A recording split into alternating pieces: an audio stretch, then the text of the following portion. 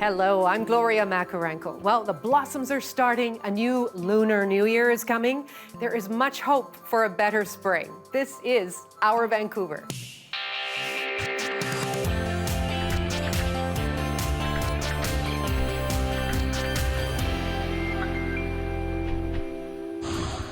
Coming up, a humorous take on too much time spent at home, and the importance of living much of life outside for one BC man.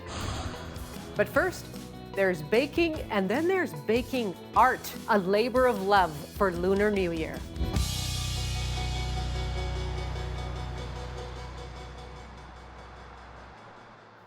Well, Lunar New Year begins February 12th. And even in pandemic times, there are special things people are doing to usher in the Year of the Ox. Jamie Tung is a pastry chef and owner of Buttermere Patisserie. Jamie, hello there. Hi. Oh, what you got laid out in front of you looks so gorgeous. So let's get right to it. What do you have there? How are they made? This year we have a cake and a set dessert. The cake is called Ear of the Ox, and I think ox is very symbolic animal in Chinese culture. It's valuable animal because the role in agriculture. And the cake we use chestnut and Assam tea. The flavor of Assam tea is rich and complex. I think it has a multi flavor. And last year I had a chance to travel to Taiwan to visit my family, and we visited a tea farm.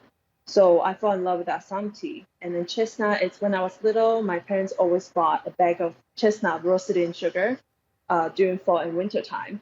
So this year we are not able to visit my family, so I think it's important for me to bring the two flavors that I like into this cake. Oh, that's lovely. Now, where would you say that particular cake with the chestnuts and such, sweet, not so sweet? Not so sweet. We reduce quite a bit of sugar, and then we balance the texture as well. How long does it take to make some of your creations? Overall, because there are many different components, and it will take around 3-4 days to complete everything. 3 or 4 days? Okay, what takes so long over that time? We need to bake and then make inserts, and we need to have a mousse overnight to set. And after the mousse is set, we need to spray or glaze. So yeah, it takes 2 days. Okay, Jason, I'm going to ask you to move right on in there. That's a little far away for us to appreciate that. Just a little slice of the cake, perhaps, and we can get a better idea of what that's all about. Oh, that is just lovely. That's just so when you cut it open, I don't want you to cut it open right now, but you don't have a there's a oh, there's the slice right there. That's gorgeous. Okay, I see what's inside now. Yeah, so there's covered with glaze, and inside is Assam mousse and chestnut puree with and chestnut panna cotta sponge covered with Assam sponge, and on the bottom there's cornflake crunch. Okay. So I think that. What else have you got there for us? This is a set, and we have lucky fortune orange lantern and upward and on and upward. And this dessert is inspired by the glutinous rice ball. You can see here, and then the shape represents round. Round shape represent reunion, completeness, and smooth peaceful year. Well, those are like pieces of art, though, Jamie. I mean, how do you make those forms? There's ideas coming, and then I also have some inspiration from my team members. So we try to test everything out, and then also find the shape that symbolize Chinese New Year. Okay. Now, what did this all start off for you? This desire to do such? I mean, this isn't just a bakery. These are really special pieces. Oh, I studied in communication, and I had a travel show work back in Asia. But I think at some point I feel like I want to change the direction. I never baked before, so I enrolled a Pacific Institute Culinary Arts on Greville Island, and as I go, I fell in love with the science behind it. So, yeah, it was fun. I mean, how meditative is it for you to take as much care as you do to create these special offerings for Lunar New Year? How I don't know, it just come. Yeah, it just come in my mind. It's hard to describe. It's calm. Well, I mean, what's going through your mind in general? Mhm. In general, I think when I create the pieces, I really want to, when people receiving it, I really want them to have like really lucky year and enjoy every single element of the cake. Yeah. That is a lovely message for Lunar New Year. We hope you enjoy it even in the midst of a pandemic. Thank you for sharing some of your beautiful Thank creations you. with us. Thank you. 新年快乐，恭喜发财。This is our Vancouver. Now, Lunar New Year promises to be a much quieter affair during the pandemic, but a new Westminster mother is hoping to generate some memories for her kids, and she has enlisted her neighbors to help. Megan Batchelor tells us all about it. No dragon dances, no gatherings, no parades. Lunar New Year this year will be celebrated very differently. But one new Westminster mother is determined to keep this year's celebration magical. Elaine Sue realized when Christmas was over, her son Ellis likely wouldn't see the same amount of decoration for Lunar New Year, a celebration that is a part of their heritage. Generally, in non-COVID times, we gather with a lot of people in the Chinese community, and obviously we can't do that this year.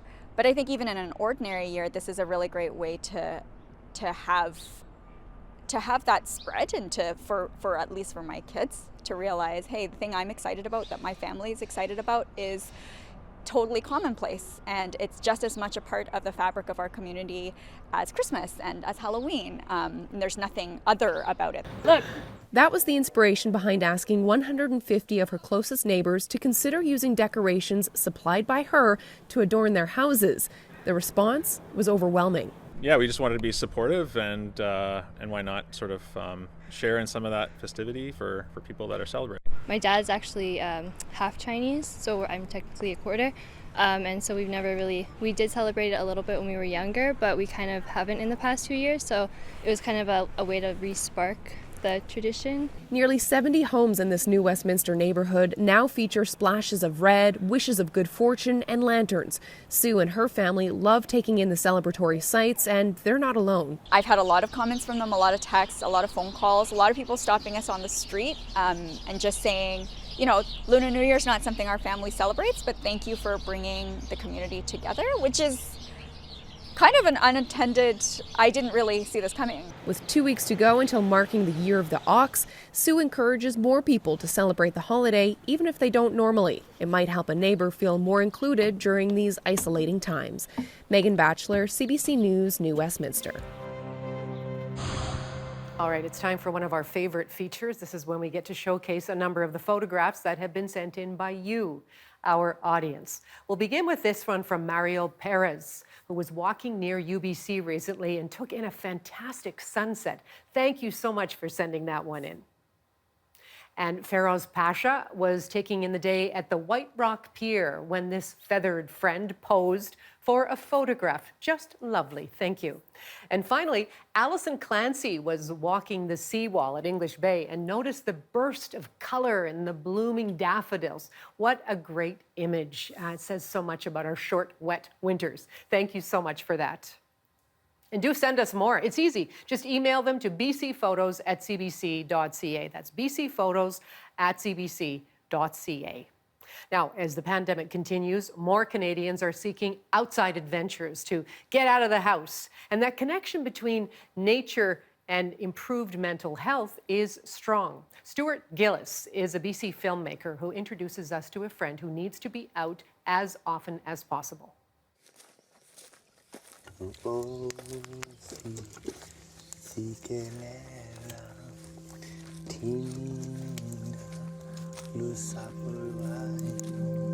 think I lost a bunch of creativity.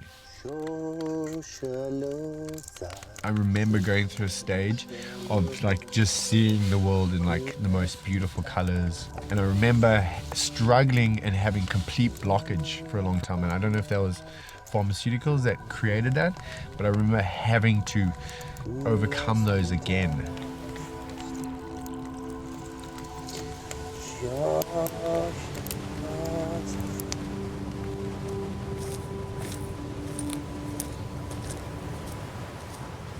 How long were you on Ritalin? I was on Ritalin on and off for a decade, I think. Very distracted, couldn't focus, sitting in a classroom for hours on end, not being able to move when every bone in your body just needs to go. I think it's tough for any parent. First you get told by a panel of people that there's something wrong with your child and, having to drug them. And they've got to label something. Especially I think in the 80s it was a hot item to say people had ADD or ADHD. So that's what I was labelled with. And put on medication and turned into a zombie apparently.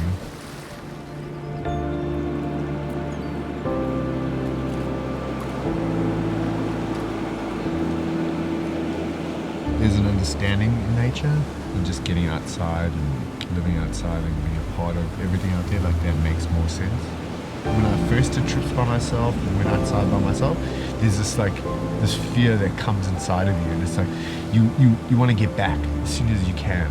But I think once you're comfortable with just being outside by yourself, you realize it's just an irrational fear. It's a completely irrational fear.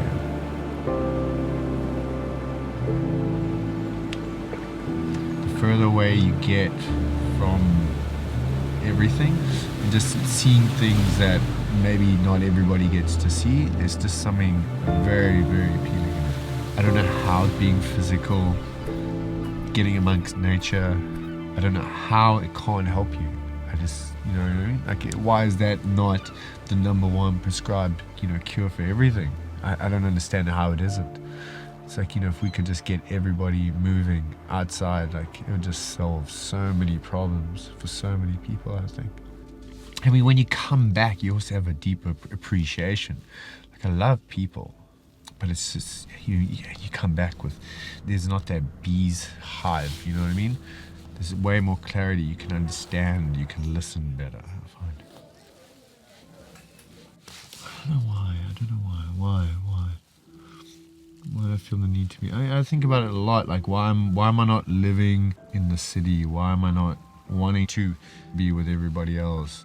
There's so much trivial stuff that people just find so interesting. It just bores the living bejesus out of me. To the point that it drives me out of the room. It's just this doesn't even matter. Doesn't.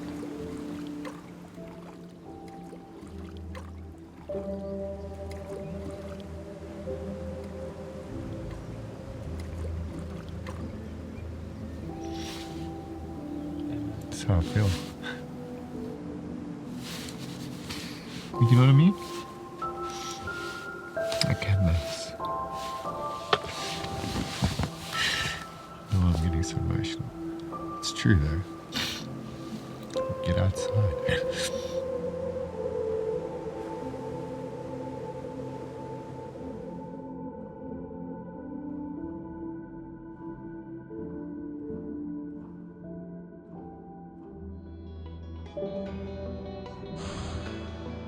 Coming up, what do online games like Angry Birds, Among Us, and Words with Friends have to do with climate change?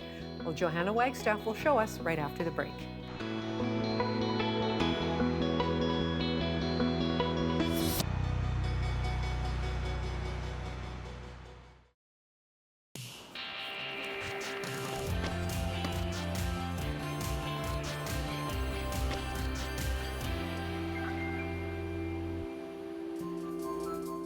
United Nations is calling this the largest survey ever taken on the issue of climate change. And yes, they used Angry Birds. This comes from the Climate Promise Program of the UN, a group tasked to help countries with their contributions to reach the climate targets set by the Paris Accord. And they really wanted to reach as many people as possible and those that aren't normally targeted by surveys. Cue 4,000 online apps and games, everything from Angry Birds to Words with Friends to Among Us, and ones that I've never heard of. As people played these games, a questionnaire would pop up instead of an ad. 2 years, 1.2 million responses in 17 languages across 50 countries later, that the People's Climate Vote came to be. I was on the subway of New York City on my way to work, and I was thinking about this, and when I looked up on the subway, every single person was on their phone. Everyone. And I started kind of looking at looking at people over their shoulder, and they were all playing games. And so that's when the idea was really born. People were asked to self-identify age, gender, and level of education. And then those answers were weighted against the actual population percentages for each country to get the full representation. Now, of course, there are some limitations. You have to have been playing these games, and Cassie does talk about a very clear digital divide. Okay, as for the results, well, the big takeaway is 64% of the respondents recognize climate change as an emergency. So 2/3 of the world surveyed. 72% of Canadians, well above the global average. We came in 7th out of 50 countries. And 83% of Canadians under 18, 72% over the age of 60 thought this was a climate emergency. You also had to answer 18 different climate policy questions. Interestingly, Canadians supported those policies that saw the most conservation of our environment. We also had the biggest gender gap between women and men, more women supporting policies and the climate change emergency. In Canada, the support for Indigenous communities and women stewards of nature was quite high. Canada had one of the highest in the world for really supporting communities in this way. And I think it was a really powerful statement. There is a treasure trove of information. All of this will be individually distilled into packets for different countries and governments to help them make informed decisions moving forward. And now you're Science Smart. If you have a science question on your mind, send me a tweet and I'll try to get it answered. I'm still working on getting you an Angry Bird survey. Thanks so much, Johanna. You are watching Our Vancouver. I'm Gloria Macarenko. Now imagine being a concert photographer during COVID-19. This has been a long year without live events, but the creative do find a way to keep creating art. And Christopher Edmonstone has turned his camera on himself. He has a photo book out now. It's called Me, Myself, and I. What a great project, Christopher. Hello to you. Hello, Gloria. Thanks for having me. So what was happening in your life, in your home specifically, when this idea struck you to put together this book? Well, I suddenly found myself, as many people did, with a lot of extra time on our hands at the outset of the pandemic. So I thought it would be an interesting way to capture this shared experience that we were all going through, but at a very personal level, particularly for those of us who are living alone. So how did you approach it all? The photographs are in chronological order. How would you describe the sort of the evolution?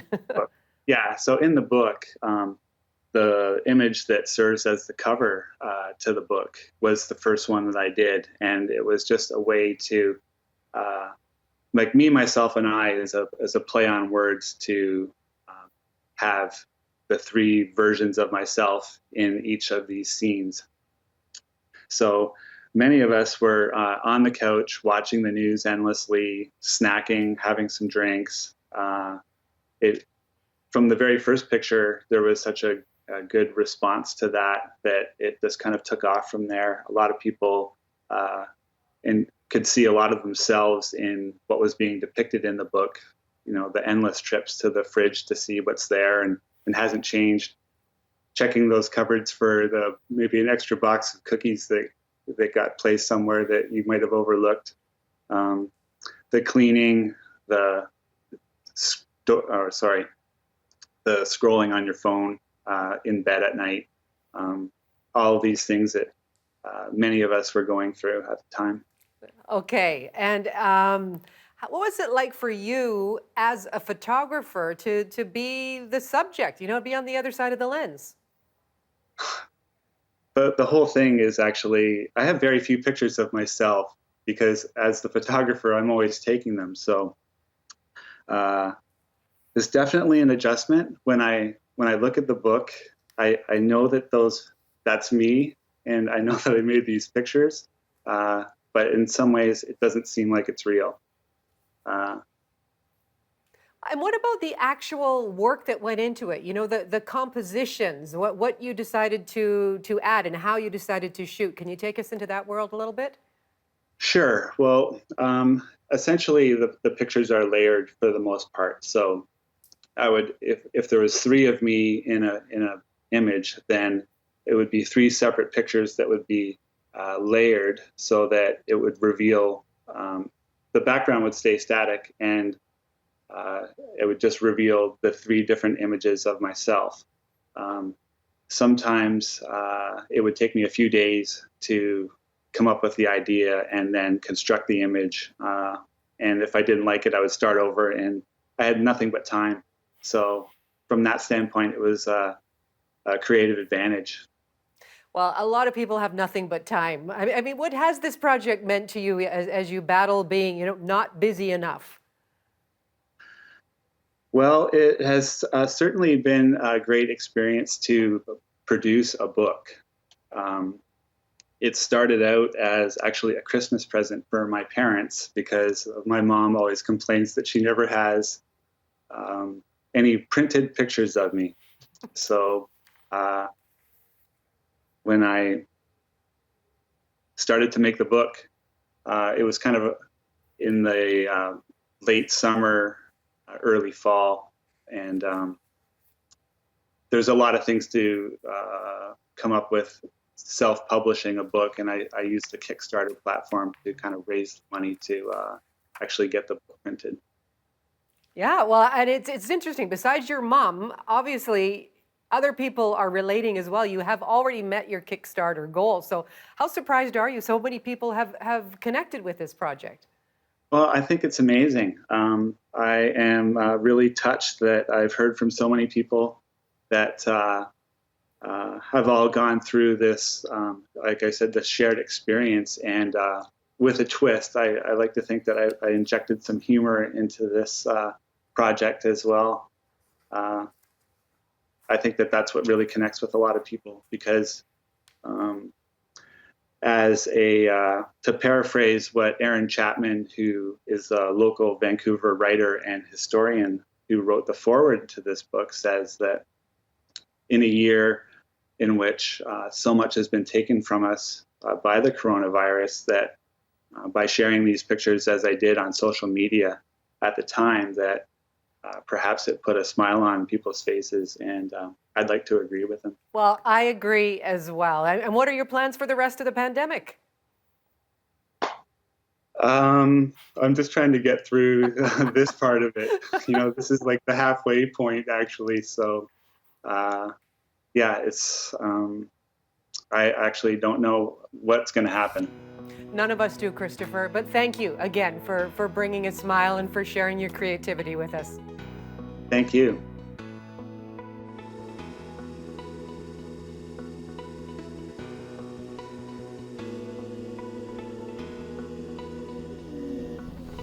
This is our Vancouver. Now, one way to combat isolation is to connect with the arts, safely, of course. It is Black History Month, and the Cultch is presenting online performances of emerging playwright Lily Robinson in her play Mix. It's about growing up in Vancouver as a mixed-race kid. So just go to the Cultch's website for ticket information. In the clouds above, there's no stopping you now. It's hard to look past the pain. And Crystal Dos Santos is online as she performs songs from her award-winning album, Bloom. You can see this concert for free by going to the City of Surrey events page and just requesting the link.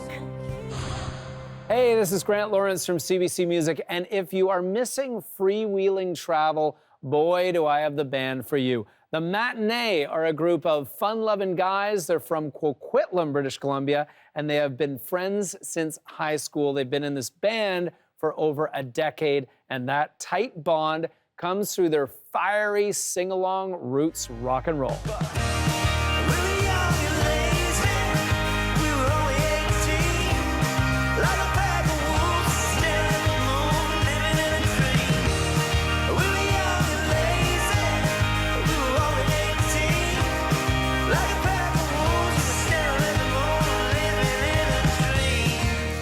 Beautifully capturing the spirit of youth, that was the Matinee with their great single, Young and Lazy. That goes back to 2013. Now, a couple of years later, the matinee hit #1 nationally on CBC Radio 3 with this single that showcases a bigger pop sound.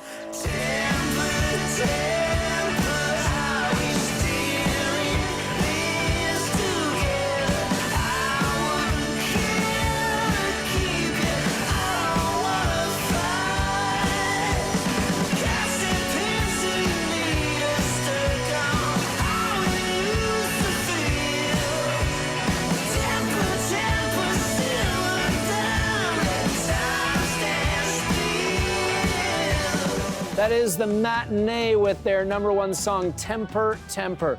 Now, from their very start, the matinee have always been a hard touring band. They'd play a garage door opening. They travel the country in planes, trains, and automobiles. In fact, I once had the pleasure of being on a cross-Canada train ride with the matinee a few years back for something called Tracks on Tracks. One night at around 3 in the morning in the dining car, a matinee sing-along broke out. Check it out. Sweet water rolling, take me back to where it is I'm going. I can hear the music calling down the river tonight. Woo! Yep, that was on a moving train in the middle of the night somewhere in northern Ontario. That was the matinee performing their song Sweetwater with me and a group of other boisterous fans on the Canadian a few years ago. Right now, like every other band, the matinee are grounded, but that hasn't stopped them from releasing a brand new song that recalls the glory of touring and the open road. It's called Rocky Mountain Frostbite.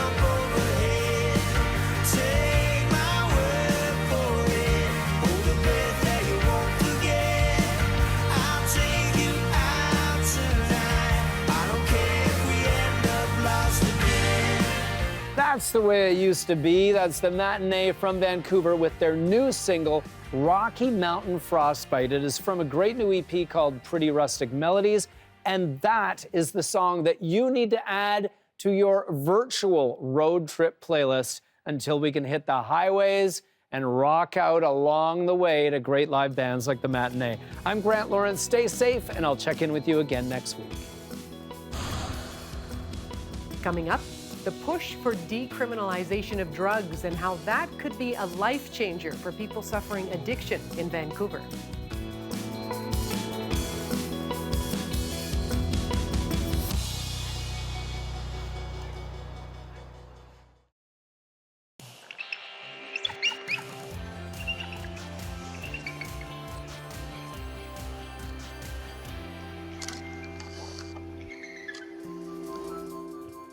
Hi, welcome back to Our Vancouver. I'm Gloria Macarenko. Now, the city of Vancouver is drawing closer to decriminalizing possession of small amounts of illicit drugs. The plan is being discussed with Health Canada. Advocates across the region say it is a step that could bring real change. Well, our Briar Stewart heard more from people on the ground level who could see that change firsthand. It's grown since the last time we were back here. Along this makeshift pathway, strewn with garbage, are some of Abbotsford's most vulnerable, many addicted to drugs, living in the shadow of a highway overpass. Just because I love you. Thank you. You're welcome. I'm glad you're doing okay. Kim Friesen is the coordinator of Project Angel, a peer-driven outreach team that works to support those who are homeless or consumed by addiction. The systems are very hard to navigate when you're street entrenched, when you're struggling with mental health. And part of what makes this program unique is its connection to the local police. Are you looking to get into detox? Sergeant Kevin Murray is not too interested in the drug paraphernalia that lies on the ground, or too bothered when someone prepares to smoke crack cocaine in front of him. Are you on the list? Bro, they don't give a man. Pass me the fucking pipe that you got handed to you. 5 years ago, he says, it would basically be unheard of for an officer to respond this way. You smoked right in front of me, man. That's the natural progression of what's happening here. He says there's been a shift in policing. I have bigger fish to fry and bigger worries than whether or not they're using some heroin. It's more like, how do we get you off the streets? How do I get you reconnected to a mental health professional? Shane, are you back here? Near the back of the encampment, we're introduced to Shane Patmore. We've got harm reduction, we've got Narcan, we've got juice, we've got chocolate. He built this shed on top of a swamp where he stays with his girlfriend, Kelsey Martin. That's some of the heroin that's on there. That's not much at all. That's like a half a point. Yeah, it's like $10 worth. $10. I have a pretty hefty habit, so I can do probably this 10 times a day. Because they know the outreach team, they aren't afraid to show us the drugs, even though they both say they've spent time in jail before. What they're most fearful of is an overdose. Most people that are dying from this stuff are dying alone, right? You know what I mean? And that's because they are hiding from it, right? Or they don't want to get caught by the police with it or something, because then it's a whole new ball game for them, right? You know what I mean? In the past year, Canada's opioid crisis has become even deadlier, striking all communities and demographics. And there's been a growing call for a drastic change, decriminalization, which means those who are found with small amounts of drugs would no longer face criminal charges. So I've made it clear to the Prime Minister where British Columbia stands. BC has called for it, and so has Vancouver City Council. Even the Canadian Association of the Chiefs of Police is pushing to decriminalize simple possession. In recent years, the number of people being charged has declined. Still in 2019, more than 18,000 Canadians were charged with possession. I've heard so many people, politicians, medical practitioners, say that this is a health issue. I don't know any other health issue where people actually get punished and go to jail because of it. Safety first. Go Gia! It might not look like it as you watch Guy Felicella play with his young family, but when he speaks about the stigma around drug use, he's speaking from experience. A lot of it. How many times have you had to say goodbye to people this year because of overdoses? This year's, honestly, I can't even count. It breaks my heart because I'd been there for so long, and I just know the struggle and the pain with that. He first started using as a teenager and spent more than 20 years roaming a 2-block radius on Vancouver's downtown east side, going in and out of jail. We don't want people fixing in the laneways, okay? Okay. Because it makes us look bad. It makes like we're not doing our job. Back then, policing might have looked different, but many of the problems were the same. Felicella overdosed 6 times before finally going for treatment in 2013. Hey, what's your future looking like, buddy? Pretty good, eh? Today, he's an advisor with the BC Centre for Substance Use and a vocal advocate for decriminalization. I know the difference it would have made in my life would have been astronomical. It would definitely make one feel supported and definitely give them the ability to reach out much sooner. And that's also why Amelia Fowler pushed so hard for it in Oregon. This was as I was deploying to Afghanistan in 2014. Her father died of a fentanyl overdose 2 years ago. 61, really young. Putting people in jail ruins families when treatment can help families. Fowler was one of the community organizers pushing for Measure 110. Oregon became the first state in the country to decriminalize. It was passed last November and comes into effect February 1st. The change means that anyone caught with a small amount of drugs in Oregon, including heroin, methamphetamine, and ecstasy, won't face a criminal penalty. Instead of going to jail, they'll be fined $100, and that can be waived if they agree to go through a health assessment. I absolutely believe that he would still be here today had certain resources been made available to him. Oregon has one of the highest rates of substance use in the U.S., and it's among the lowest spenders on treatment. Part of the new law requires the government to direct more funds towards recovery services. What we're doing right now isn't working. I have seen firsthand how having a criminal record can impact you in every single way. In Canada, the federal government says it's reviewing the request to end criminal penalties. We know that there is no one solution to stopping and stopping the opioid epidemic. The Prime Minister has described decriminalization as not a silver bullet, but Benjamin Perrin believes it's cruel not to move on it while people are still dying. The current law is indefensible, right? Show me the peer-reviewed evidence that criminalizing people who use drugs work. Perrin has done extensive research on the opioid crisis, but before that, he worked for a year as legal counsel for Stephen Harper.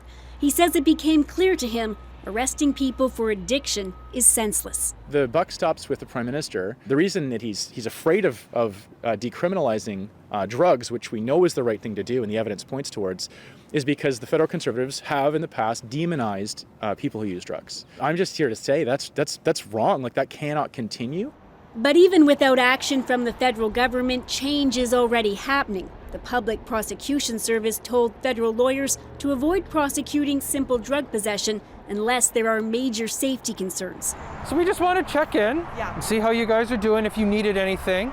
BC has directed all of its police to consider a harm reduction approach instead of criminal penalties. In Abbotsford, Sergeant Murray says they're already doing that and doesn't feel it sends any kind of harmful message about drug use. I'm not sure that decriminalizing simple possession has the effect of condoning drug use. I'm still not a fan every time I come across somebody who's smoking heroin in front of me. That just signals to me that there are more complex issues at play. We can get this all done. On this morning, the team discovered the couple in this tent had lost some ID, which is making it difficult to get social assistance. We gotta make it work, sister. Yep, we do. Right? Gotta get that check in. An example, Murray says, of what the priority is now. Instead of only enforcing the law, they're trying to connect people with the help they need. Briar Stewart, CBC News, Abbotsford, BC.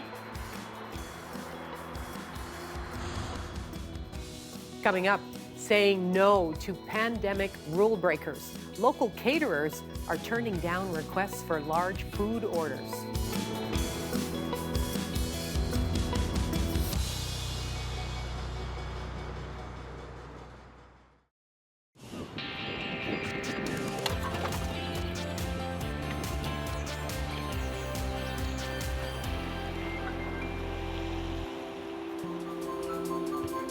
You are watching Our Vancouver. I'm Gloria Macarenko.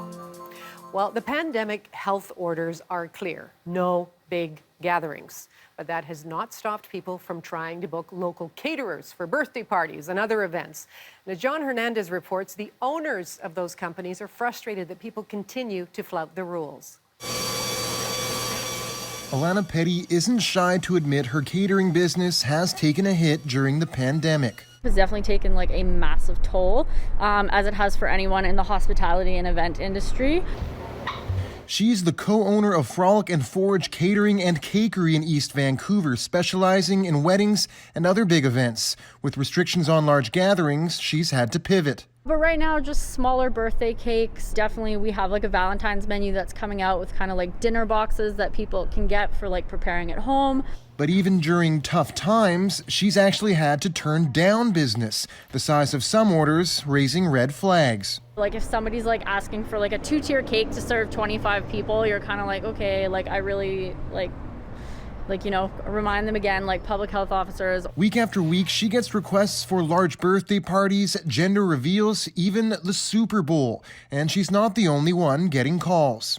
It's a bit infuriating that people are sort of flouting the rules. This caterer in Langley had 3 suspicious orders in the last week. One was about a baptism for about 20 people, and the other was a Super Bowl party for 28 or 30 people. So it's kind of surprising that people are still doing what they're doing and not following the regulations. At the end of the day, if these people are dead set on doing this, they're probably just going to keep asking around until they find somebody who will accommodate that. For those looking to host a big game party this weekend, a plea. The longer that this goes on, obviously it's going to affect more hospitality industry, like so many other people's jobs. Those attempting to skirt the rules can face fines up to $2,300. Health officials warn that each large event hosted sets back BC's fight against COVID-19 and small businesses. John Hernandez, CBC News, Vancouver.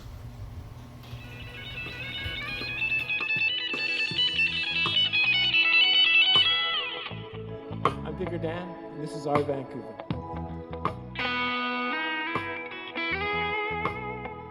While we're still on the topic of hospitality, do you know it was this week back in 1986 that the Pan Pacific Hotel opened at Canada Place in Vancouver?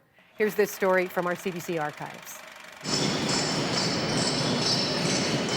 Steve, it's a pretty classy hotel, but it's pretty messy at the moment. Well, we're 6 days in countdown to opening. We're putting on all the little finishing touches here at the Pan Pacific. This is the, the main lobby we're standing in? We're standing in the main lobby. We have a beautiful water feature that is prevalent when you come up the grand escalator, and that translates into the beautiful 30-foot high glass windows that overlook Vancouver's beautiful harbor and the North Shore Mountains. So it's a very spectacular grand entrance as you come into the property. Now, tell me about the price of rooms. How much are they going to be? Regular rates. Well, the regular rates will start at $130 and they'll go to $200. And this is a comparable rate in the city of Vancouver for the service and the quality of a hotel. What about the more expensive suites? Well, we've got a lot of exciting suites, 39 in total. They range from $380 to $1,000 a night. This is part of the $1,000. It's called the Pacific Suite, and we're sitting relaxing in the sauna with a great view. It's a wonderful view. Fortunately, the heat is not on. What else does this suite offer? We have a shower stall that has 5 shower heads and a steam head, so you can get about, I think, 8 or 9 people in there. I haven't tried it yet.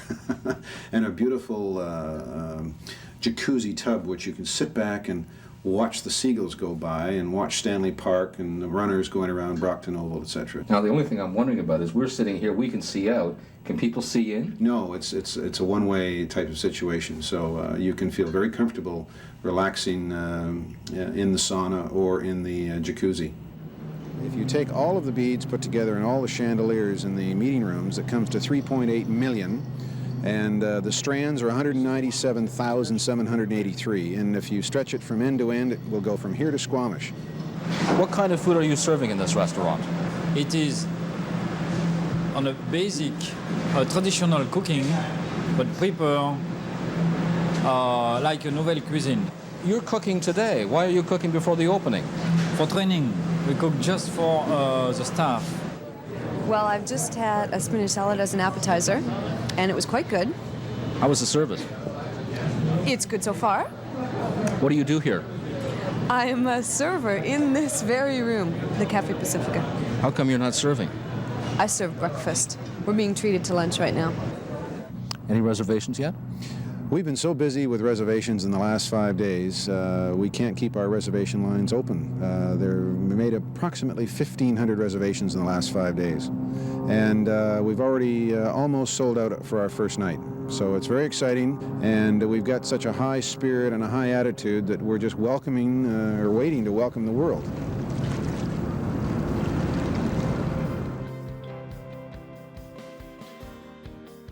CBC Vancouver is so lucky to have award-winning photographer Ben Nelms on staff.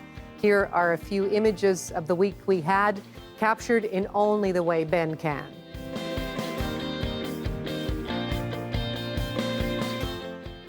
And that's all for our Vancouver for this week. I hope you can join me weekday afternoons on CBC Radio 1 for On the Coast. Goodbye for now.